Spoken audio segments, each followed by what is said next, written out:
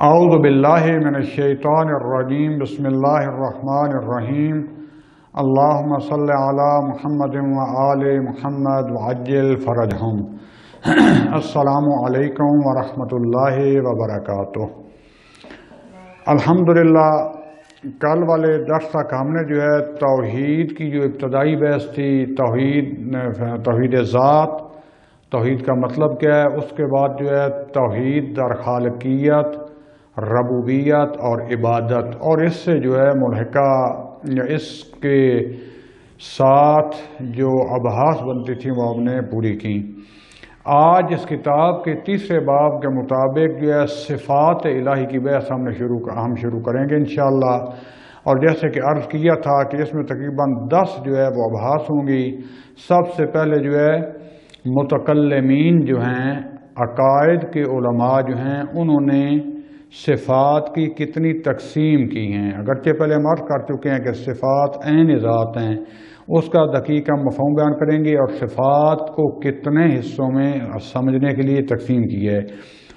اس کے بعد جو ہے ہم خداوند عالم کی صفات کو، یعنی صفات الہی کو آیا پہچان بھی سکتے ہیں یا نہیں، اور پہچان سکتے ہیں تو اس کے کون کون سے رستے ہیں۔ پھر جو ہے خود صفات، علم الہی، قدرت الہی، حیات الہی، ارادہ الہی، کلام الہی، صفات خبریہ، صفات سلبیہ، اور رویت خداوند عالم کی بحث، یعنی آیا خداوند عالم کو ہم جسمانی طور پر دیکھ سکتے ہیں، اس کی نفی، جبکہ اہل سنت کہتے ہیں کہ دیکھا جا سکتا ہے۔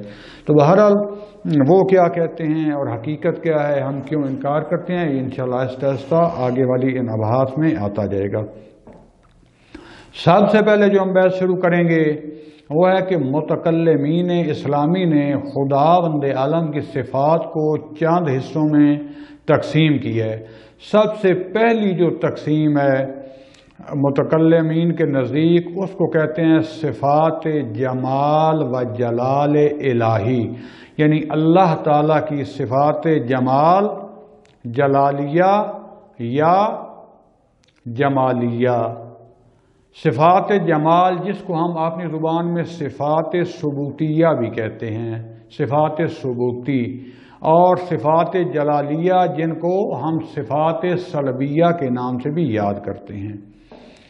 اب جو ہے صفات جمال و جلال الہی سے مراد کیا ہے، یہ جو تقسیم کی ہے اس کا مطلب کیا ہے، تو کہیں گے کہ اس کی تعریف یوں کریں گے، اس کا مفہوم یوں بیان کریں گے کہ جب ایک صفت کا مفہوم جو ہے وہ خداوند عالم کے حسن و جمال کو بیان کرے، ایک قسم کا حسن و جمال بیان کیا گیا ہو خدا کی ذات کا، اور اس جلال و جمال الہی کا خداوند عالم کی ذات کی طرف اشارہ ہو، یعنی خداوند عالم کی ذات میں یہ حسن پایا جاتا ہے۔ ویسے تو حسن ہی حسن ہے نا، لیکن یہاں تو ہم اپنے سمجھنے کے لیے یہ جو صفات کی تقسیم کر رہے ہیں، پس جو ایسی صفات جس کا مفہوم یہ بنے کہ خداوند عالم کی ذات میں یہ حسن و جمال پایا جاتا ہے،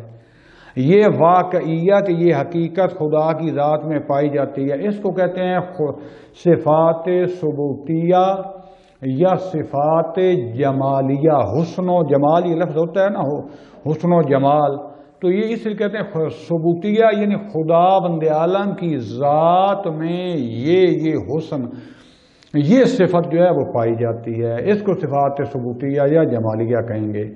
اسی طریقے سے اگر ہم خداوند عالم کی ذات سے کسی نقص کو، کسی محتاجی یا احتیاج کو، فقر کو، کسی بھی قسم کا نقص جو ہے جو خدا کی ذات میں نہیں پایا جاتا، ہم اس صفت کے ذریعے ثابت کرتے ہیں کہ خداوند عالم کی ذات میں یہ نقص، یہ قید، یہ احتیاج و فقر نہیں پایا جاتا، یعنی ایک قسم سے ہم جو ہے نفی کرتے ہیں نقص کی، کہ اللہ تعالیٰ کی ذات سے اس نقص کو، اس کمی کو، اس احتیاج کو سلب کرتے ہیں، انکار کرتے ہیں کہ یہ صفت خدا میں نہیں پائی جاتی، تو اس کو ہم کہتے ہیں صفات سلبیہ یا صفات جلالیہ۔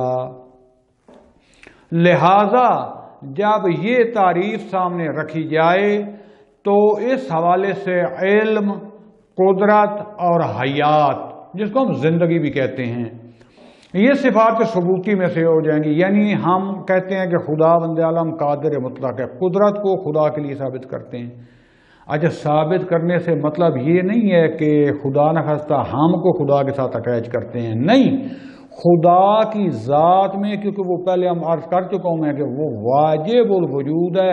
جو واجب الوجود یعنی جس کا وجود واجب ہو، تو اس میں پھر ہر صفت کا ہونا لازمی ہے۔ تو ثابت کرتے ہیں یا عقلی طور پر یا نقلی طور پر یا شہود کی طور پر ہم اپنے لیے، اپنی پہچان کے لیے کہ خدا کی جو ذات ہے وہ خدا ایسا ہو سکتا ہے، کیونکہ ہم نے 100% تو خدا کو نہیں سمجھ سکتے، بعد میں بیان کروں گا۔ تو جب خدا کی ذات، اس کی معرفت حاصل کرنا چاہتے ہیں، تو معرفت حاصل کرنے کے لیے ہم کہتے ہیں کہ یہ صفات خدا میں پائی جاتی ہے، واقعاً یہ موجود ہے۔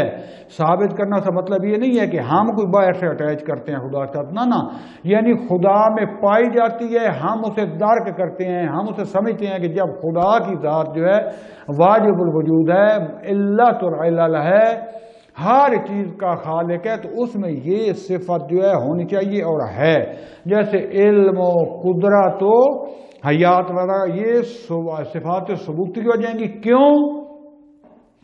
کیونکہ یہ کمال اور حقیقت پر دلالت کرتی ہیں، ایسی اعلی کامل ترین حقیقت اور ایسا کمال مطلق، کمال ذاتی، کمال استقلالی، کمال نامحدود جو خدا بند عالم کی ذات میں موجود ہے۔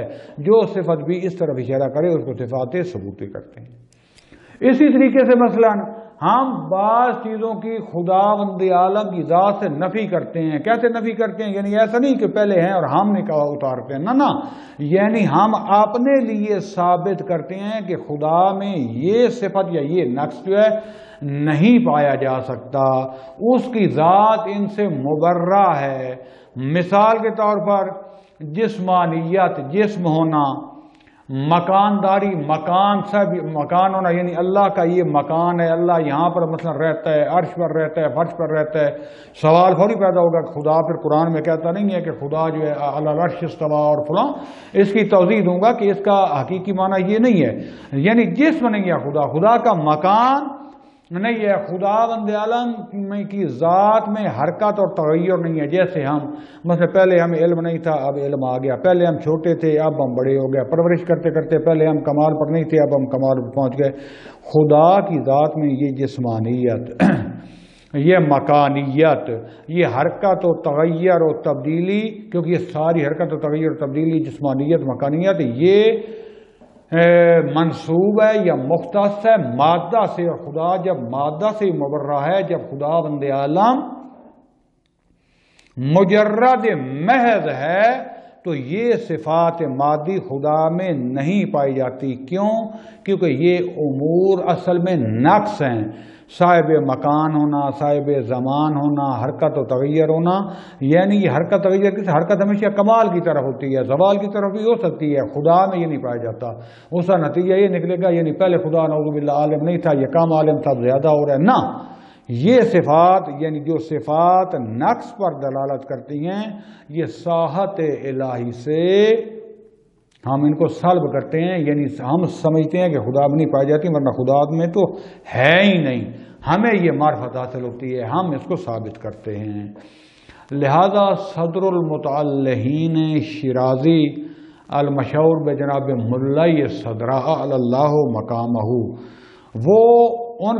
انہوں نے جو اشارہ کیا، کہتے ہیں یہ دو صفات جمالیہ اور جلالیہ جو ہیں، اصل میں یہ جو ہے یہ وہ تعبیر ہے جو قرآن مجید سے لی گئی ہے۔ اس آیت سے سورہ الرحمن کی آیہ نمبر 78 اس میں خدا بند عالم فرماتا ہے، بسم اللہ الرحمن الرحیم، تبارک اسم ربک ذی الجلال والاکرام۔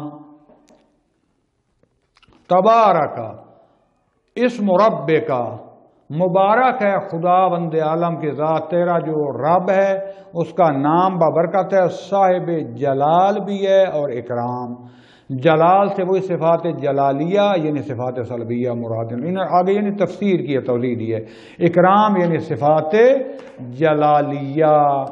پس صفت جلال وہ صفت جو خدا بند عالم کی ذات کا اپنی مخلوقات کے ساتھ مشابہت، تشابہ کا باعث بنتی ہیں، ایسی صفات جس کی وجہ سے مخلوق خدا بند عالم کے مشابہ یا خدا مخلوق کے مشابہ ہو جائے، یہ وہ صفات جلالیہ ہیں جس سے ہم خدا کو مبرہ سمجھتے ہیں۔ ان صفات کے ذریعے خدا تو مبرہ ہے، بار بار عرض کر رہا ہوں، یعنی ہمیں معرفت جب حاصل ہوتی ہے تو ہم ثابت کرتے ہیں کہ خدا ایسا نہیں ہے، کیونکہ یہ چیزیں حال نہ ہوں تو پھر جیسے ہمارے برادران کی کتابیں بھری پڑی ہیں نا اسرائیلیات سے، بعض ضعیف حدیثیں ہماری کتابوں میں بھی آ جاتی ہیں اگرچہ کم ہیں، تو پھر کبھی خدا بند عالم آ کے کسی نبی سے کشتی کر رہا ہوتا ہے، کبھی جو ہے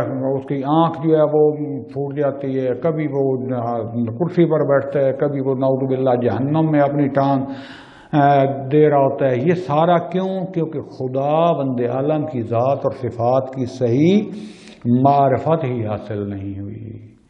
اگر صحیح معرفت حاصل ہوتی تو پھر یہ اشتباہات نہ ہوتے، جبکہ وہ واقعاً خدا کو مانتے ہیں، خدا سے محبت کرتے ہیں، اور محبت میں جو ہے آ کر سارے یہ کام کر رہے ہیں۔ جس طریقے سے آپ نے سنا ہوا نا، نادان دوست اس کی محفل سے بچنا چاہیے، جیسے کہتے ہیں کہ ایک شخص نے ریچھ رکھا ہوا تھا، ہر وقت اس کی حفاظت کرتا تھا، جب سو جاتا تھا اس کو ہوا وغیرہ دیتا، اس کی حفاظت کرتا، تو ایک دن دیکھا مالک سویا پڑا تھا، ایک مکھی آ کر جب مالک پر بار اور بیٹھتی تھی وہ اس کو اڑاتا تھا، نہیں اٹھتی تھی، ریچھ میں غصہ آ گیا تو اس نے پتھر اٹھا کے مکھی کو مارا، تو مالک جو ہے آپ نے مکھی سمیت جو ہے وہ اپنے اصلی سفر پر روانہ ہو گیا۔ تو اسی طریقے سے ہمارے لوگوں میں سے بھی بعض لوگ جو ہیں، جیسا کہ آپ اصول کافی میں پڑھیں تو اس میں کہتے ہیں کہ حضرت موسیٰ علیہ السلام نے دیکھا ایک بہت بڑا زاہد اور عابد تھا، دن رات عبادت کرتا رہتا تھا، تو اس کے بارے میں حضرت موسیٰ علیہ السلام کو جو ہے بہت عشق ہوا کہ اس کا کیا مرتبہ ہوگا، تو خدا سے جو ہے حضرت موسیٰ علیہ السلام نے جو ہے وہ گفتگو کی، کلام کیا، تو اس کا مقام دیکھنا چاہا، تو اس کا مقام انتہائی پست درجے کا تھا، تو حیران ہو گیا، کہا جا کر اس سے کوئی سوال و جواب کرو۔ حضرت موسیٰ علیہ السلام اس کے پاس آئے اور اسے کہا، اے عابدائے زاہد، دن رات عبادت کرنے والے، آپ کی کوئی خواہش بھی ہے خدا کی دن رات عبادت کر رہے ہو؟ تو اس نے کہا ہماری ایک خواہش ہے کہ جہاں میں رہتا ہوں یہ آس پاس پہاڑ بھی ہیں، وادیاں ہیں، چشمے چل رہے ہیں، درخت ہیں، سبز ہے، اے کاش کہ خدا کا گدھا ہوتا، خدا اس پر سواری کرتا تھا، میں خدا کے گدھے کی خدمت کرتا، یہاں پر اس کو چراتا، اس کو سبزہ پانی ڈالتا، اس کی خدمت کرتا۔ تو اس وقت حضرت موسیٰ علیہ السلام کو پتہ چلا کہ اس کی معرفت اور اس کا مقام کتنا گھٹیا ہے، یعنی خدا بند عالم کو بھی ایک جسمانی سمجھتا ہے کہ خدا جیسے ہم سفر کرتے ہیں، گدھا رکھتے ہیں، آج کل تو گدھا ایک بری چیز سمجھی جاتی ہے نا، اس وقت گدھا جو ہے ایک اچھا خاصا، جیسے آج کل ہوتے ہیں نا پراڈو پجارو اور فلاں، تو چلو ایک جو ہے نا جی اللہ یہ چھوٹی مہران سا ہوگی، کم از کم مہران یا اس سے بڑی کار جو اس کو اتنا درجہ تو گدھا رکھتا تھا، اس سے بڑا خچر بہت قیمتی سواری ہوتی تھی، تو گدھے اور خچر میں یہ ہے کہ یہ وزن بھی زیادہ اٹھاتے ہیں اور سواری کے کام بھی آتے ہیں۔ گھوڑا جو تھا وہ ذرا اعلیٰ قسم کی سواری تھی، اونٹ جو تھی وہ بارداری اور اس کے لیے کام آتا تھا۔ تو یعنی جیسے آج کل ہے نا قیمتی، مثلا یہ پراڈو ہے، یہ جو ہے مثلا جو ہے اور قیمتی گاڑی ہے، یہ جی ایل آئی ہے، یہ ایکس ایل آئی ہے، اور یہ ہونڈا مثلا ہے، اس طرح ان کی یہ قدر و قیمت تھی۔ تو اس وقت حضرت موسیٰ علیہ السلام کو پتہ چلا کہ اس کی معرفت کتنی کام ہے، یعنی خدا بند عالم ہوئی کبھی تک جسمانی مخلوق سمجھتا ہے۔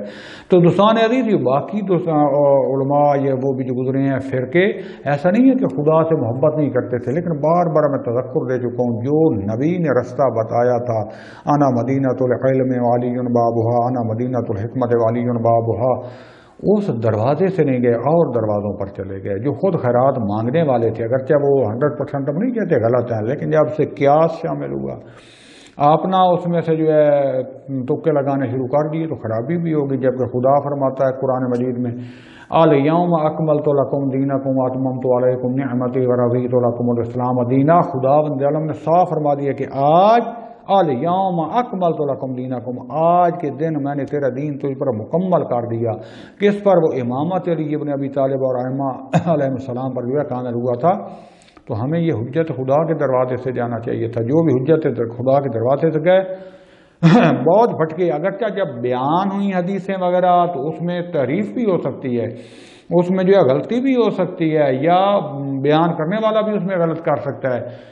लेकिन जो इसलिए उलमाए हदीस ने जो है बाकायदा जो है इसके उसूल व कवायद बनाए हुए हैं, अहले सुन्नत में भी हैं, अहले शिया में भी हैं, ताकि हत्तुल इम्कान कोशिश की जाए कि गलत हदीस जो है उसको सही हदीस से छांटा जाए, उसमें इम्तियाज़ किया जाए। लेकिन बहरहाल जब भी हकीकत मिलेगी रसूल खुदा सल्लल्लाहु अलैहि वसल्लम के बाद, वो जो दीन खुदा है वो अहले बैत के दरवाजे से मिलेगा। और हमारा आज तक जो है झगड़ा भी या इख्तिलाफ भी बाकी अपने जो है मुस्लिमीन बिरादरान के साथ यही है कि असल इमामत हम फ़कत इस दुनिया की बादशाही को नहीं समझते, अगरचे उसमें शामिल है हुकूमत। असल तरीन जो है वो इल्म, वो खुदाई सरचश्मे, वो खुदा का दीन जो ऐन जुलाल तरीके से यहाँ तक पहुँचा, उनसे लेना चाहिए था। और हमारे बिरादरान बात बड़ी बड़ी तारीफ़ें भी करते हैं, कहते भी हैं कि इनको भी मानते हैं। उनसे मेरा कभी सवाल होता है मानने से क्या मतलब, सिर्फ तारीफ़ कर देना काफ़ी होता है? उनकी कितना मानते हैं आप? जिन हदीसी किताबों पर लेकर आते हैं उनमें छांटें जो यहूदी से मुसलमान हुए, जिन्होंने मसलन बाज़ ने जो है रसूल खुदा सल्लल्लाहु अलैहि वसल्लम को फ़कत 1-2 साल देखा, उनसे कितनी हदीसें ली हैं। और जो इल्म के समंदर, जो इल्म के दरवाजे थे, जो शहर के साथ मुत्तसिल थे, उनसे कितनी ली हैं। लेकिन बहरहाल वो जाने और उनका काम, हम किसी की दिल आज़ारी नहीं करना चाहते। हर इंसान जब अपना जवाब दे, खुद खुदा को है अपना रास्ता उसमें खुद जो है तलाश करना है, तो जो आए खुदा के लिए पढ़ें तौहीद शेख सदूक, तौहीद मुफज्जल सादा तरीन जो किताब है आम इंसानों के लिए, इसको कभी गौर से पढ़ें। ये तौहीद की बहस आके बाबुल हुज्जा और ये आकर इमामत और ये पढ़ें। खुदा जानता है। नहजुल बलागा अव्वल तो हर खुतबा में जो है शुरू में नबूवत का भी बयान है, तौहीद का भी बयान है। खुतबे पढ़ें, मखसूसन पहला और दूसरा।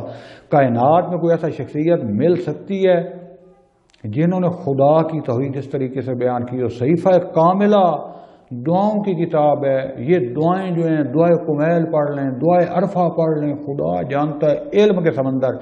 लेकिन वो वैसे दूर हो गए, हम इस दरवाजे पर आकर, जैसे कहते हैं ना, वो मलाह जो बेड़ी चलाने वाले होते हैं, कश्ती चलाने वाले होते हैं, पंजाबी में कहते हैं कि मलाह मां हुक्के हमेशा खुश्क सुक्के ही होंगे। यानी असर क्या होता है कि हुक्का जो पीते हैं अक्सर उसको पानी वगैरह से धोते रहते हैं ताकि उसका जायका ये वो ठीक रहे। तो मलाह जो हर वक्त समंदर के पानी में मसलन और दरियाओं में सफ़र कर रहे होते हैं, अक्सर उनके हुक्के खुश्क होते हैं। यानी नेमत पास होते हुए खुदा जानता है, हैरान होता है जब कभी कई दफ़ा कोशिश की नहजुल बलागा की बहस शुरू करते हैं, कुरान की तफसीर शुरू करते हैं, तौहीद की बहस, लोग उकता जाते हैं, थक जाते हैं कि नई मुसीबत शुरू होगी। क्यों? क्योंकि तौहीद के साथ रिश्ता ही ख़त्म कर चुके हैं। फ़कत आके 1-2 जो है वो चीज़ें पकड़ ली हैं दिन रात। इसीलिए हम पर लोग इतराज़ करते हैं कि हमने तौहीद को भी इमामत में घुसेड़ दी है और नबूवत को भी फलां। लोग कहते हैं अगर तौहीद और नबूवत को मानने वालों का भी तो उसका भी जिक्र करते हुए आओ। अगर क्या हमारे उलमा ने कमी नहीं छोड़ी और तौहीद के ज़ुलाल चश्मे शिया के अलावा बहुत कम कहीं मिलेंगे। बाकी मुस्लिमीन के पास भी हैं, लेकिन वो जो हक़ाइक़ खुदा जानता है अइम्मा अहले बैत अलैहिस्सलाम ने पेश की हैं, कहीं से नहीं मिल सकते, क्योंकि ज़ुबान वही हैं, वो तर्जुमान वही हैं, वही के ख़जाने हैं, वही के सरचश्मे खुदा ने उनको बनाया है। खुदा का दिया हुआ उनके पास इल्म है। वहाँ पर क़ियास हो, इस्तिहसान हो, ये चीज़ें नहीं पाई जाती। लेकिन आज हमने जुहला को अपना इमाम बना दिया, जुहला को अपना सटेज दे दिए, अपनी ख्वाहिशात को हम पूरा करते हैं। यहूदियों की तरह बाज़ लोग फ़कत या हम चंद रसूमों और रिवाज अदा करके हम जाना चाहते हैं, इसीलिए ज़िल्लत हमारा मुक़द्दर हो गई है। अगर तौहीद का अलम बुलंद किया है तो तौहीद के साथ यहाँ पर नबूवत भी बुलंद हो गई है, इमामत भी बुलंद हो गई है। देखें ईरान में निज़ाम, अगरचे ये भी 100% वो मासूम का निज़ाम नहीं है, अवाम यहाँ भी गलत हैं और बाद मजबूरियों की वजह से उलमा जो है बाद हक़ाइक़ वाक़ई अभी तक वो जो है उसको साबित नहीं कर सके, लेकिन दिन ब दिन कोशिश लगे हुए हैं, हो रही हैं। कायनात में अगर सबसे बेहतर निज़ाम मिलेगा, जो अगरचे फिर भी कह रहा हूँ 100% कामिल नहीं है, लेकिन सबसे बेहतरीन निज़ाम आपको यहाँ मिलेगा। اور خدا کرے کہ ہمارے ملکوں میں بھی، ہم پر بھی، ہم لوگوں میں یہ سوچ سمجھ آ جائے کہ ہم بھی اس طرف آئیں۔ لہذا دوستان عزیز، یہ اس لیے صفات کی بحث، توحید کی بحث، اس میں دلچسپی لیں، اس کی طرف غور و خوض کریں۔ ایک دفعہ سمجھ نہیں آتی، کیونکہ جس کو توحید ہی سمجھ نہیں آئی اس کو امامت کیا سمجھ آئے گی، اس کو نبوت کیا سمجھ آئے گی، اس کو قیامت کیا سمجھ آئے گی؟ پھر وہ اس کو مقصر کہے گا، وہ اس کو غالی کہے گا۔ اور کبھی کبھی افسوس ہوتا ہے جو جتنی زیادہ توحید بیان کر رہے ہوتے ہیں اس کو مقصر کا لیبل لگا دیتے ہیں۔ میں یہ نہیں کہتا کہ وہ اشتباہات سے پاک ہیں، ہو سکتا ہے علمی اشتباہ کا جواب علم کے ساتھ دینا چاہیے، لیکن ہمارے یہاں آج گروپ بنے ہوئے ہیں، وہ فلاں کا ایجنٹ، فلاں کا ایجنٹ۔ بابا علمی بحث کرو، اس سے غلطی ہوئی ہے، ہمارے پاس کوئی دلائل ہیں، بعض ہو بھی سکتے ہیں۔ اور ادھر سے اگر جو خدا جانتا ہے، آج امام خمینی رضوان اللہ تعالیٰ علیہ، آیت اللہ جوادی عاملی، شیخ سید محسن طبع طبائی، محمد حسین طبع طبائی، حسن زادہ عاملی، یہ آیت اللہ مصباح یزدی، خدا جانتا ہے آج انہوں نے جو توحید بیان کی ہے، جو انہوں نے ولایت اور امامت بیان کی ہے، انہیں جو توحید بیان کرنے والے تھے ان کو غالی بنا دیا، ان کو جناب اور کیا کیا فتوے۔ کیوں؟ ہمارا علم سے جو تعلق ہونا چاہیے تھا وہ نہیں ہے۔ بیٹھ کر میں بھی بحث کر رہا ہوں، آپ بھی کر سکتے ہیں، مجھ سے بھی اشتباہ ہو سکتا ہے، لیکن اس کا مطلب یہ نہیں ہے کہ ایک دوسرے کے اوپر جو ہے مقصر اور غالی اور بے دینی کے ہم فتوے لگانا شروع کر دیں۔ پھر وہ لوگ جن کو خدا جانتا ہے طہارت کرنی نہیں آتی، جن لوگوں کو ابتدائی دین کا پتہ نہیں ہے، چاند جو ہے کتابیں یا وہ جو ہے بیٹھ کر جو ہے وہ آج کل جو ہے آیت اللہ گوگل سے پڑھتے ہیں، انٹرنیٹ سے، اور شروع ہو جاتے ہیں۔ خدا کا خوف کریں، اپنی زبانوں پر کنٹرول کریں، اپنی فکر پر کنٹرول کریں، اپنے اندر کو صاف کریں، طہارت کی طرف آئیں۔ خدا بند عالم نے جو رستے بتائے ہیں، اخلاق کا دامن تھامیں۔ ہمارے شیعہ مذہب کا کل جو ہے ترہ امتیاز یہ اخلاق ہے، یہ عرفان ہے، کس طرف ہم جا رہے ہیں۔ بہرحال دوسری صفات جو ہیں، دوسری تقسیم جو ہے وہ ہے صفات ذاتی اور صفات فعلی، یعنی صفات ذات اور صفات فعل۔ صفات ذات کیا ہیں؟ یعنی خدا وند عالم کی ذات کو کسی صفت کے ساتھ متصف کرنے کے لیے ہمیں کسی اور چیز کی ضرورت نہیں ہے، کسی خدا کے فعل کی ضرورت نہیں ہے۔ جب ہم خدا کی ذات کو دیکھیں اور یہ صفت خدا کے ساتھ ذات میں یہ پائی جاتی ہے، خدا کی ذات اور اس صفت کا تصور یہ کافی ہو، اس کو کہتے ہیں صفت ذات۔ لیکن ایسی صفت کہ جو خدا کی ذات کے علاوہ خدا کے افعال یا خدا کے فعل کو بھی سامنے رکھ کر تصور کیا جائے تو تب یہ صفت خدا کے ساتھ جو متصف خدا کو کر سکیں، اس کو کہتے ہیں صفت فعل۔ پس صفات فعلی ایسی صفات جو اللہ تعالی کے فعل سے ہم حاصل کرتے ہیں، ان کو سمجھتے ہیں۔ صفات ذات جس کو اللہ تعالیٰ کی ذات سے ہم ان کو جو ہے کیا کرتے ہیں، ان کو حاصل کرتے ہیں، ہمیں سمجھ میں آتا ہے۔ پس جیسے خالق، رزق، یہ کیا ہیں؟ یہ صفات فعلی ہیں۔ یعنی خدا بند عالم کو کب ہم کہیں گے خالق رازق ہے، خدا کی ذات تو ہے، جب اس کی مخلوق کو دیکھیں گے اس کا فعل ہے۔ جب وہ رزق دیتا دیکھیں گے تو کہیں گے خدا بند۔ اس سے پہلے کہا تھا کہ خدا بند عالم کیا ہے؟ قادر ہے، سب کچھ کر سکتا ہے، لیکن دیکھا خدا مخلوق کو پیدا کرتا ہے، کیا ہے، کہیں گے خدا خالق ہے۔ جب ہم کہتے ہیں خدا نے رزق دیا، وہ رزق دیتا ہے، کہیں گے وہ رازق ہے۔ لہذا یہ دو صفات جو فقط جس میں خدا کی ذات سامنے ہو اور یہ صفت متصور ہو تو اس کو صفات ذات، اور جو خدا بند عالم کے فعل سے انتظار کریں اس کو کہتے ہیں صفت فعل۔ اور اس کے بعد تیسری جو صفات ہیں ان کو ہم کہتے ہیں صفات حقیقیہ اور اضافیہ۔ خدا یہ ساری صفات ہم آپ نے سمجھنے کے لیے، ایسا نہیں کہ خدا بند عالم نے 50 علیحدہ علیحدہ صفات پائی جاتی ہیں۔ خدا کی پہلے عرض کرتے ہیں وہ صفات عین ذات ہیں، بلکہ جب دقیق بحث کریں گے تو اس کی ساری صفات بھی ایک ہی صفت کی طرف پلٹیں گے، یہ بحث بعد میں کروں گا۔ یہ ساری صفات ہم خدا کے افعال اور اس کی معرفت ذات کی حاصل کرنے کے لیے ان کو تقسیم کیا ہے۔ تو یہ صفات جو حقیقیہ اور اضافیہ ہیں، صفات حقیقیہ یہ جو ہیں صفات معرفت تو حقیقیہ، اس میں یعنی حقیقتاً خدا ان سے متصف ہے۔ یہ بھی دو قسم کی ہیں، ایک ہیں صفات حقیقیہ ذات اضافہ دارائی خود یعنی حقیقی بھی ہیں اور ان کا اضافہ بھی مخلوق کی طرف یا کسی طرف کیا جاتا ہے. جیسے علم اور قدرت یعنی کیا مطلب خدا حقیقتاً عالم ہے، لیکن جب تک ہم علم کے دار الاضافہ علم کس یعنی کسی چیز کا علم ہوگا، کوئی معلوم ہوگا تو علم ہوگا. خدا کو ہم کہتے ہیں کہ ایک اول سے آخر تک علم رکھتا ہے. کس چیز کا علم رکھتا ہے؟ یعنی مخلوقات کا سارا. تو اس کو کیا کہیں گے؟ ذاتی ہے یہ صفت علم، لیکن اس کا اضافہ بھی ہوتا ہے مخلوق کی طرف. کس طرف؟ جیسے علم ہو گیا یعنی خدا عالم ہے، ذاتی یہ صفت ہے، لیکن علم کا اضافہ ہوتا ہے معلوم کی طرف. تو اس کو ہم کہیں گے اس طریقے سے قدرت خدا قادر ہے لیکن کوئی مقدور ہونا چاہیے.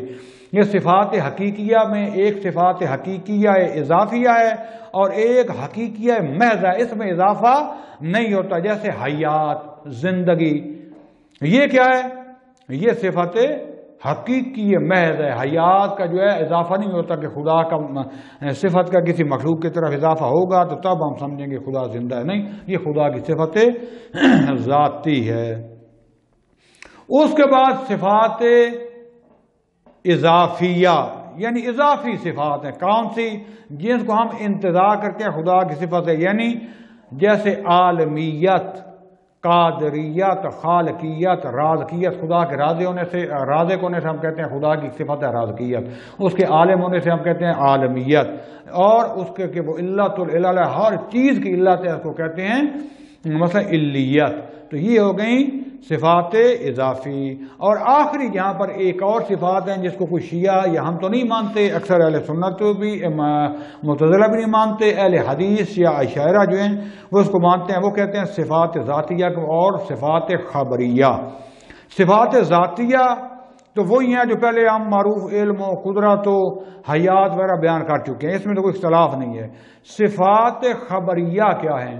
صفات خبریہ ایسی صفات کہ جس کی اگر قرآن یا حدیث میں ہمیں خبر نہ دی جاتی، قرآن اور حدیث میں خدا اور اس کا رسول ہمیں نہ بتاتے تو ہم کبھی خدا کے لیے صفت نہ مانتے، کیونکہ ان صفات سے خدا بند عالم کا مخلوق کے ساتھ مشابہت ہونا لازم آتی ہے.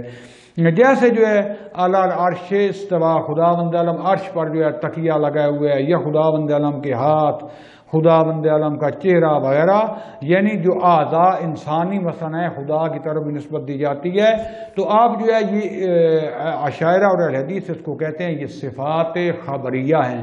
یعنی کیونکہ اللہ نے آپ نے قرآن میں، یہ رسول خدا صلی اللہ علیہ وسلم نے حدیث میں اس کی خبر دی ہے، تو ہم جو ہے ان کو شریعت کی وجہ سے مان رہے ہیں، ورنہ جو ہے یہ ہم اس کا خدا سے منفی کرتے ہیں. لہذا اس معنی میں نہیں مانیں گے جس معنی میں ہم اپنے لیے مانتے ہیں. تو کیونکہ اس کا نتیجہ جو ہے جسمانیت اور مخلوقات سے جو ہے وہ تشبیہ جو ہے وہ آتی ہے. لہذا بس ہم کہیں گے کہ خدا کے ہاتھ ہیں، لیکن کیسے ہیں یہ بھی نہیں، اور اس کے بعد سوال بھی نہیں کر سکتے، بس یہ کہیں گے ہاتھ ہیں. اس کا انشاءاللہ حقیقت کیا ہے یہ بعد میں جب اس کی تشریح دی جائے گی تو بیان کروں گا. آج انشاءاللہ میں یہیں پر اپنی بحث کو تمام کرتا ہوں. اس کے بعد جو ہے ہماری بحث جو ہے وہ دوسری صفات میں چلے گی. مثلا ہم شروع کریں گے کہ ہم ان صفات کو کیسے پہچان سکتے ہیں، ان صفات کو پہچاننے کے کون سے رستے ہیں. یہ خدا نے توفیق دی تو ہفتے والے دن، کیونکہ جمعرات جمعہ چھٹی ہوتی ہے تو ہفتے والے دن انشاءاللہ بیان کروں گا. وصلی اللہ علی رسول الکریم وعلی اولادہ الاطیبین الاطہرین والحمد للہ رب العالمین. والسلام علیکم ورحمۃ اللہ وبرکاتہ.